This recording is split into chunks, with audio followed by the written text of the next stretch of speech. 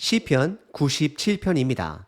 전 시편 96편, 그리고 오늘 시편 97편, 그리고 다음 시편인 98편 모두는 하나님을 온 세상의 왕으로 찬양하고 있습니다.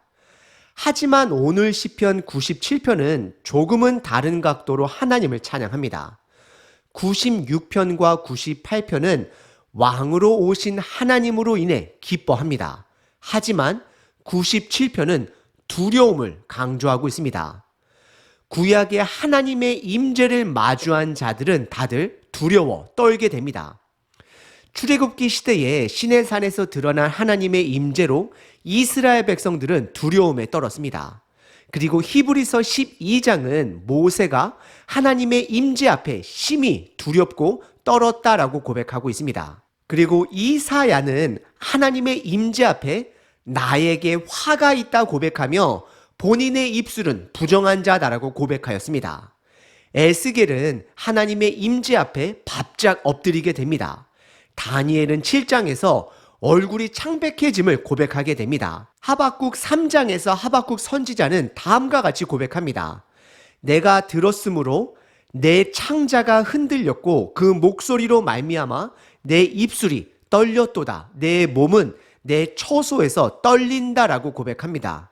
하나님의 임재는 우리들에게 기쁨도 주시지만 동시에 경건함을 넘어 경외심을 갖게 합니다. 두렵게 합니다. 신약 시대를 살아가는 우리들에게도 동일합니다.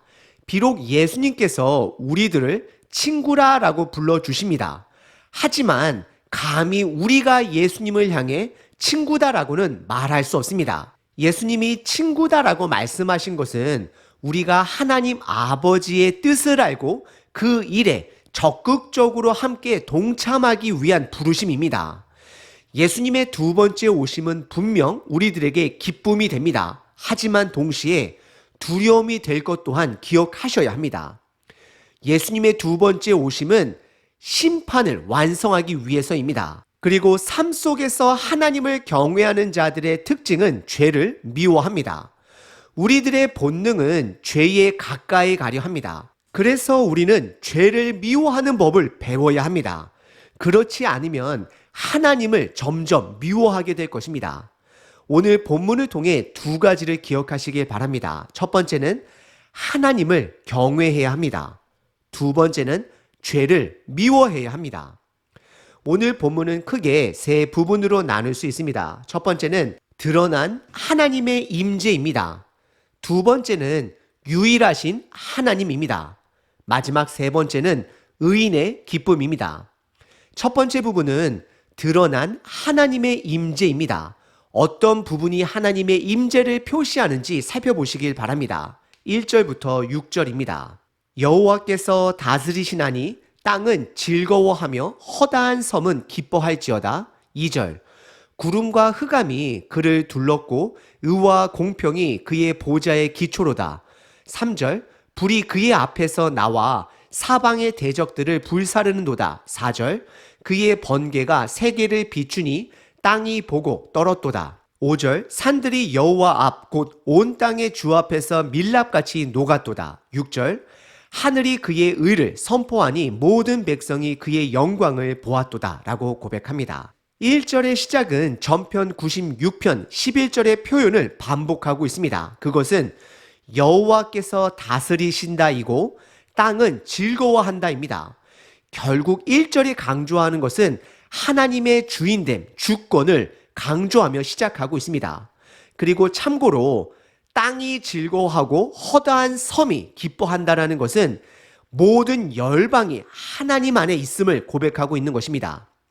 그리고 2절서부터 6절은 하나님의 현현을, 하나님의 임재를 찬양합니다. 출애굽을 넘어서 광야 시대 때에 시내산에서 모세가 십계명을 받을 때에 하나님의 임재가 드러나신 그 상황을 기억하시면 좋을 것 같습니다. 2절에 보시면 구름과 흑암이 둘렀다라고 말하고 있고 그 모든 것의 기초는 하나님의 공평과 그분의 보좌가 됨을 기록합니다. 그리고 3절에 불이 그 앞에 나와 하나님의 주권을 인정하지 않는 대적자들을 불사르신다라고 말하고 있습니다. 이것은 꼭 구약시대 이방 적국들만을 말하는 것이 아닙니다. 모세를 거역하는 고라의 자손들은 땅에 삼킴을 당하였습니다. 이스라엘 백성이든 이방 백성이든 그것은 중요하지 않습니다. 하나님의 의를, 하나님의 주권을 인정하고 순종하느냐 안 하느냐가 기준이 되는 것입니다. 그래서 4절에 하나님의 현현을 번개로 표현하며 세계를 비추시고 땅이 떨었다라고 고백합니다. 그리고 5절은 산들이 여호와의 임재 앞에 밀랍같이 녹았다라고 고백합니다. 그리고 6절은 저와 여러분들을 초청하고 있습니다. 하나님의 의를, 기준을 알 수 있도록 초청하는 것입니다. 하나님의 의를, 기준을 볼 수 있을 때 하나님의 영광을 볼 수 있다라고 시인은 고백합니다. 오늘 본문의 첫 번째 부분은 드러난 하나님의 임재입니다. 그분의 임재는 항상 기쁨만을 주지는 않음을 기억하셔야 합니다. 하나님을 경외해야 합니다. 두 번째 부분은 유일하신 하나님을 드러냅니다. 7절부터 9절입니다. 조각한 신상을 섬기며 허무한 것으로 자랑하는 자는 다 수치를 당하는 것이라. 너희 신들아 여호와께 경배할지어다. 8절 여호와여 시온이 주의 심판을 듣고 기뻐하며 유다의 딸들이 즐거워하였나이다. 9절 여호와여 주는 온 땅 위에 지존하시고 모든 신들보다 위에 계시니이다 라고 고백합니다. 7절은 97편의 핵심절이다라고 말할 수 있습니다. 왜냐하면 하나님의 주권을 인정하지 못하는 자들의 수치를 말하고 있기 때문입니다. 드러난 하나님의 임재 앞에 경외해야 함을 말하고 있기 때문입니다. 첫 번째 본문에서도 하나님의 현현이 대적자들을 불살랐다라고 시인은 고백합니다. 그리고 7절에서도 보시면 조각한 신상을 섬기고 허무한 것으로 자랑하는 자들은 다 수치를 당할 것이다 라고 선언을 합니다. 이 시대에 무엇이 우상이고 무엇이 허무한 것일까요? 우리들의 자존심, 나의 명성, 세상이 말하는 권력, 물질, 쾌락 이런 것들이 아닌가 생각해 보게 됩니다. 그리고 이어서 8절에 시온과 유다의 딸들은 주님의 심판을 듣고 기뻐한다라고 찬양합니다. 그리고 9절은 유일하신 하나님 되심을 찬양합니다. 오늘 본문의 두 번째 부분은 여호와 하나님만이 유일하신 하나님됨을 고백합니다. 그 하나님을 인정하지 않는 자들에게는 수치를 당할 것이다 라고 말하고 있습니다. 세 번째 부분은 의인의 기쁨입니다. 10절서부터 12절입니다. 여호와를 사랑하는 너희여 악을 미워하라. 그가 그의 성도의 영혼을 보존하사 악인의 손에서 건지시느니라. 11절 의인을 위하여 빛을 뿌리고 마음이 정직한 자를 위하여 기쁨을 뿌리시는도다. 12절 의인이여 너희는 여호와로 말미암아 기뻐하며 그의 거룩한 이름에 감사할지어다. 10절에 의인의 정의를 말하고 있습니다. 여호와를 사랑하는 자가 의인이고 악을 미워하는 자가 의인입니다. 그리고 의인을 성도다라고 말을 하며 악인의 손에서 건짐을 당하게 됨을 고백하고 있습니다. 그리고 이어서 11절은 의인의 삶을 격려하고 있습니다. 의인에게는 하나님의 동행함의 상징인 빛이 있을 것이며 기쁨이 있을 것을 찬양하고 있습니다. 그리고 12절에 의인은 여호와로 말미암아 여호와가 뿌리가 되어 기뻐하게 될 것을 고백하고 있습니다. 그리고 그의 이름으로 감사합니다. 이것은 우리들이 악을 미워할 때에 하나님의 보호, 구원, 기쁨이 있을 것을 말하고 있는 것입니다. 오늘 본문의 세 번째 부분은 의인의 기쁨을 말하고 있습니다. 그 기쁨은 여호와를 사랑함에서 오는 기쁨이 되는 것이고 죄를 미워함에서 오는 것입니다. 이스라엘 백성들은 죄를 사랑하였습니다. 그래서 결국 온전한 의 되신 예수님을 알아보지 못하고 십자가 위에서 죽이게 됩니다. 죄를 사랑하는 자들은 하나님을 죽이기까지 미워합니다. 반대로 죄를 미워하는 자들은 하나님을 사랑하는 자들입니다. 오늘 본문은 두 가지를 강조하고 있습니다. 첫 번째는 하나님을 경외해야 합니다. 하나님은 분명 좋으신 하나님, 복 주시는 하나님입니다. 하지만 우리는 반드시 기억해야 합니다. 그분은 심판하시는 하나님, 기준이 되시는 하나님 되십니다. 예수님의 두 번째 오심은 구원의 완성뿐만 아니라 심판을 완성하서 오심을 또한 기억하셔야 합니다. 가끔 주변에 하나님께 가볍게 나아갈 수 있다 생각하는 분들을 뵙게 됩니다. 그것은 하나님과 친밀한 것이 아니라 하나님을 전혀 모른다라는 증거가 되기도 합니다. 우리는 하나님께 나아갈 때에 경외심을 갖고 나아가야 합니다.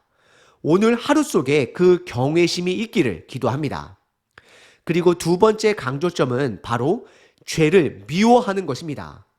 오늘 본문 죄를 미워하는 자는 하나님을 사랑하는 자다, 의인이다, 성도다라고 말하고 있습니다. 이것은 어찌 보면 죄를 미워할 줄 모르면 하나님을 사랑할 줄 모른다라고 말할 수 있습니다. 죄를 죄로 인정하기 위해서는 하나님의 의를, 그분의 주권을, 그분의 성경 말씀을 인정해야 합니다.